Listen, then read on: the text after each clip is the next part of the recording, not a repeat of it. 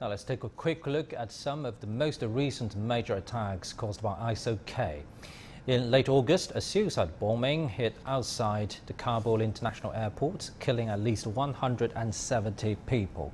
The Pentagon says 13 U.S. service members also died. On October the 3rd, a bomb attack hit a mosque in Kabul, killing 8 and wounding 20. 5 days later, another mosque was attacked by ISIL-K in the northeastern city of Kunduz. Over 50 people died and more than 100 were wounded. Now, for more insights into this dire security situation in Afghanistan, let's talk to Mr. Abdulhai Khanit in Kuala Lumpur. He is a political analyst based there. So, Mr. Khanit, first tell us, what do you make of this gruesome and big comeback of ISIL-K? Because we know earlier it was just a local, small terrorist element. Thank you for having me. I wouldn't agree with this statement that it's a comeback of ISK, because ISK has been there in Afghanistan since 2014 and 15, and they have been active in the many provinces of Afghanistan. They've started from the east and then spread it to the north, to the Faryab province, in Jozjan province, and then we have been seeing them in the western provinces, in the southern provinces of Helmand, and many others. So I think the ISK was there in Afghanistan. They were actually getting the benefit of the security vacuum which was provided by the American war in Afghanistan. They have been there in these provinces. So once the government is toppled down, the previous government, and the Taliban took over the helm of power, and now they have been operating from one place to another place. This is the same ISK which was there in the country, but one can see the operations of the new government, that there is a commitment in the new government that they want to abandon this terrorist organization, and they don't want to let them spread and become a formal organization. So I think it was there, and it has been there in Afghanistan, and now it's time that they are under very huge crackdown from the new government, and I don't think that they will have a very long time in Afghanistan. So you're confident that the current Taliban government is capable of contain and even eventually eliminate this terrorist element?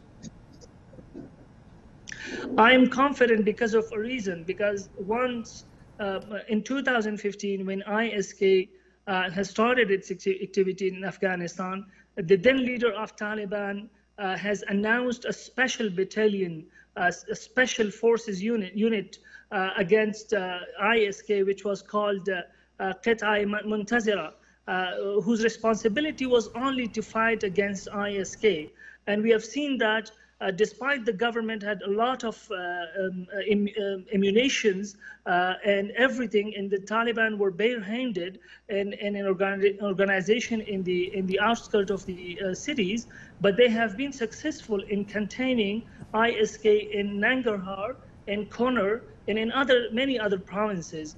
We've been seeing them that they have actually failed many big attacks in operations of ISK in these provinces. So now, once they're in the government, we know that there are ISK members and ISK operators in Afghanistan, many cities. But I know that one thing we are confident on Taliban is the security issues. The insecurity, they have been very straightforward.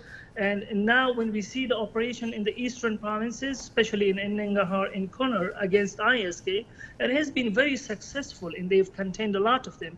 Now we see them that they're saying that they have captured hundreds of them. And so this commitment is actually, this was lacking in the previous government. They could not contain this organization. But once there is this commitment, I'm confident, because ISK ideologically has no place in Afghanistan. It is not an Afghan entity. It is a foreign entity, and the Afghan people have no mercy for them, and they will not be giving place to them to secure them and for them to continue their operations against the new government. So I think these are the reasons that the new government may be very successful in containing them. And talking about security. Security is only one of the major concerns for the Afghan people. Winter has arrived. They have daily necessities, heating and many other things to worry about. What do you make of the U.S. Freezing Afghanistan's government assets and still refuses to unfreeze them? The most astonishing thing for us Afghans in Afghanistan is that from one side, the United States talks about the human rights. They talk about the containing terrorist organizations in Afghanistan, and they're asking the new government to take steps and initiatives against the ISK in Afghanistan. But from other side, they are freezing our money. They have put the country in a kind of situation where there is a way for them to actually indirectly the terrorist organization is taking benefit of the situation. From one side, the people of Afghanistan is in dire economic situation. They have no money. They are in trouble. So from other side, they're asking government to abandon the terrorist organization.